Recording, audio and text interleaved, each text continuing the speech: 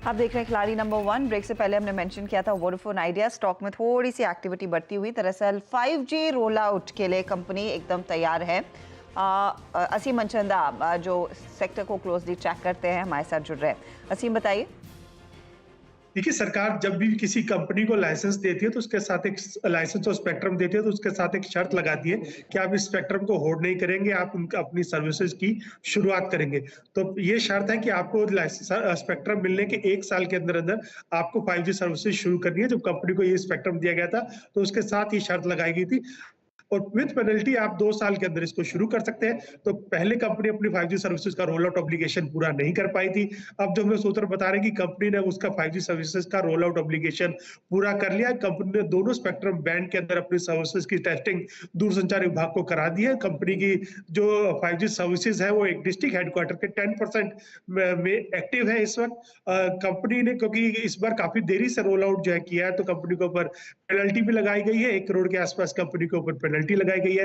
Company के पास penalty के साथ इस रोल आउट ऑब्लिगेशन को पूरा करने का टाइम 15 अगस्त तक का था। अगर कंपनी ये नहीं करती तो कंपनी को जो स्पेक्ट्रम दिया गया था वो भी कैंसिल हो सकता था।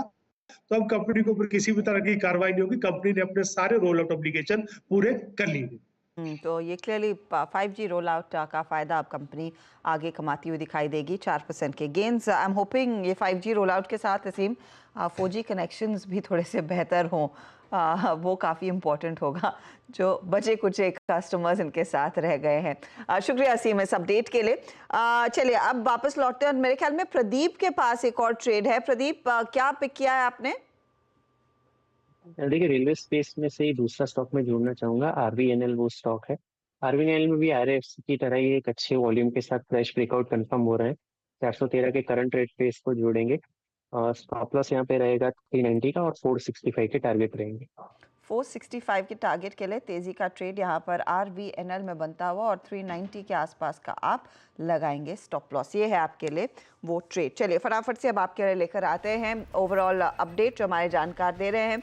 एक एक करके सारे ट्रेड्स आएंगे। सोनी ने एक ट्रेड दिया है, एक जगह खाली रखी है। सेल साइड का ट्रेड गुजरात गैस 580 टारगेट, 615 आपका स्टॉप लॉस है। रिटर्न्स इसमें करीब 1% तक के बन रहे हैं शॉर्ट साइड वाले ट्रेड में।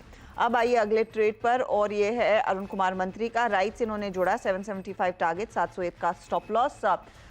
एक जगह खाली है। राइट्स इनको 0.69% के रिटर्न्स कमा कर दे रहा है।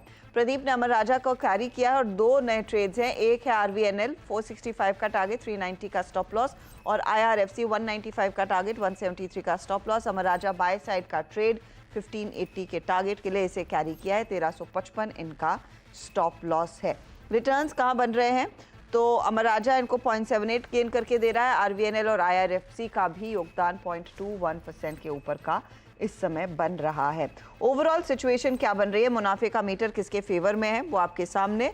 अरुण कुमार मंत्री की लीडरशिप और बढ़ गई है। 9% से ज़्यादा के गेन्स इधर, 5% की कमाई सोनी कर रही हैं।